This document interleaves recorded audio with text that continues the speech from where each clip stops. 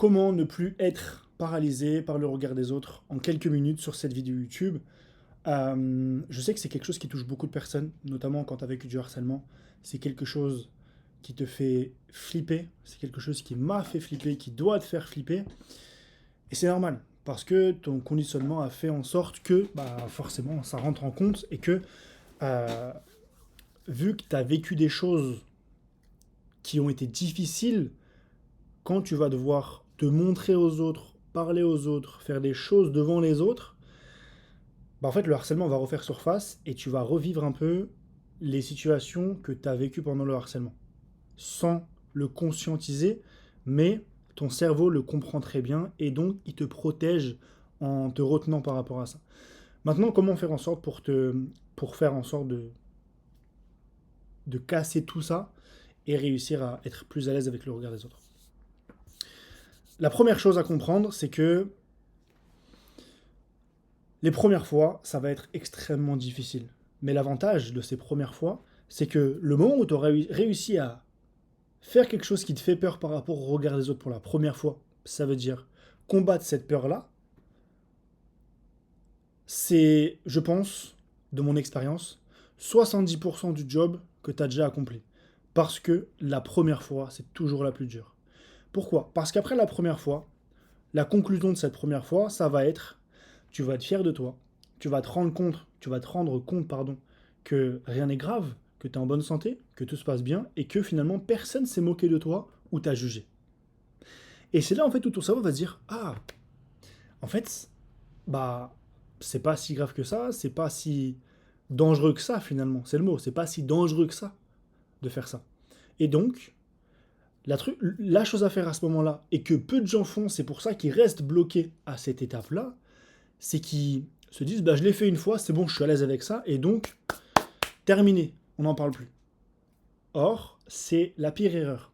La meilleure chose à faire, et je t'invite à le faire là pendant que je te parle, mais pause à la vidéo si tu as besoin, tu vas écrire sur une feuille, admettons là, demain on est dimanche, tu écris sur une feuille, cette action que tu as peur de faire, ou cette chose que tu as peur de faire, par peur du regard des autres. J'ai peur d'aller aborder un inconnu.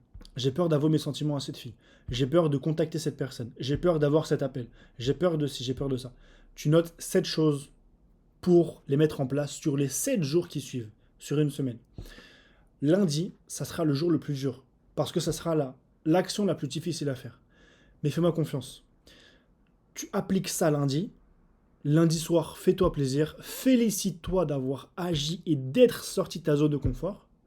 Et mardi, mercredi, jeudi, vendredi, samedi, dimanche, continue. Encore et encore et encore. Mais ne lâche pas. Et c'est vraiment cette première étape. C'est que tu as fait la première étape qui est d'aller hors de ta zone de confort, donc sortir un peu de cette zone de confort, donc aller dans l'inconfort. Et faire cet exo de te challenger toute la semaine va faire en sorte de transformer cette zone d'inconfort en zone de confort. Ok? Maintenant, la deuxième étape, c'est mindset. Tu dois faire en sorte de le visualiser. Et il y a une nuance, parce que beaucoup de gens qui visualisent le positif, visualisent la meilleure chose qui puisse arriver. Ok, demain, si je vais aborder cet inconnu-là, si je vais aborder cette fille dans la rue, comment ça va se passer? Elle va être très réceptive, elle va me répondre, elle va me donner son numéro, on va se voir le soir, on va se revoir après, on va sortir ensemble, ça va durer 1 an et ça va être incroyable. Ok, t'as envie d'aller la voir. Mais moi, je vais t'inviter à faire de la visualisation inversée. Pourquoi? Parce que en visualisant la situation de manière la plus catastrophique possible, ça va te faire rationaliser sur ce qui peut arriver dans la réalité. Je te donne un exemple. Admettons, voilà, on reste sur cet exemple-là où tu vas aborder cette fille-là. Ok. Tu vas aborder cette fille-là. Quelle est la pire expérience que tu puisses vivre en abordant cette fille dans la rue? Ok, bah, je vais aborder cette fille-là. Elle me rit au nez et elle s'en va. Ou bien, elle me gueule dessus, elle m'embrouille. Ah, mais qui t'es, toi? Tu t'es pris pour qui? Ok, imagine, il t'arrive ça. C'est flippant, c'est effrayant, c'est stressant. C'est normal. Mais prenons du recul. La meuf, elle est partie, elle t'a jeté ses cris, elle t'a crié dessus, elle t'a embrouillé. Ok, t'es quoi là? T'es comment là? Ok, bah t'es en bonne santé, tu rentres chez toi tranquillement, Tu prends le bus, tu prends le métro, tu prends ta voiture, t'es ok, tu vois. T'es en bonne santé, le soir tu manges ton meilleur plat. Alors peut-être sur le moment ça va être difficile à vivre parce que les gens vont te regarder, mais c'est là où tu dois pas te dire je me sens jugé, je suis une merde. Non, au contraire, félicite-toi parce que tu as fait quelque chose que tu n'aurais jamais fait avant. Et ce que tu as fait, personne dans ton entourage autour de cette situation aurait fait ce que tu fais parce qu'ils n'auraient pas eu le courage. Mais toi, tu l'as eu. Donc au lieu de te saboter et te dire je suis une merde, félicite-toi. Rentre chez toi, félicite-toi. Je suis fier de moi, je suis fier de ce qui s'est passé. Parce que si ça arrive, et rassure-toi, ça arrive dans 0,01% des cas.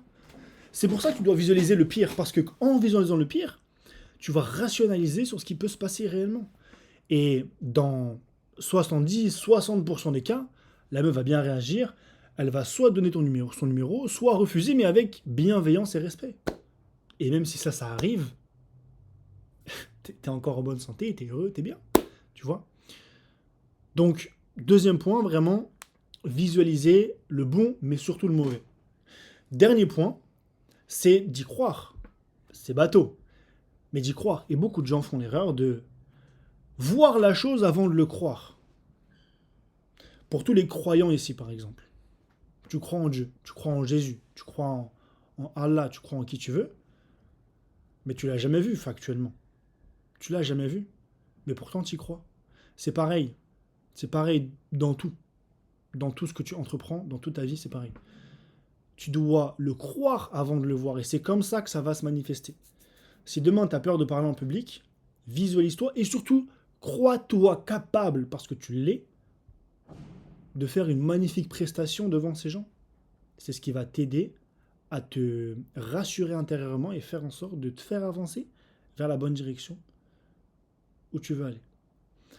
Ok, donc vraiment ces 3 étapes, c'est les choses qui vont t'aider à te détacher du harcèlement et surtout te détacher, te libérer du regard des autres. Évidemment, il faut les appliquer. Mais là, je t'ai donné vraiment un challenge à mettre en place sur la semaine qui suit. Si tu l'appliques, je t'invite à l'appliquer vraiment et me faire un retour. Me faire un retour, même si ce n'est pas des choses grandioses, ne serait-ce que, je ne sais pas moi, aller demander à mon salaire si je peux échanger des jours, à mon salaire, aller demander à mon patron si je peux échanger des jours, aller aborder cette personne dans la rue, demander à la boulangère si ça va, réussir à appeler une entreprise pour un entretien, bref, que sais-je. Fais des choses qui te font peur. Mets minime au début et augmente petit à petit. Et, dernier point, félicite-toi après chaque victoire. C'est trop banalisé. Mais arrête de penser ça comme des choses banales. Si pour toi c'était impossible de le faire et que tu l'as fait, félicite-toi. Tu mérites ça. Félicite-toi d'avoir agi et surtout d'avoir eu le courage de passer à l'action. En tout cas, j'espère que ça t'a aidé. Je t'invite à rejoindre mon canal WhatsApp en bio. Il y a la valeur gratuite et moi, je t'offre un plan d'action personnalisé pour ta situation. Prends soin de toi et passe une excellente soirée.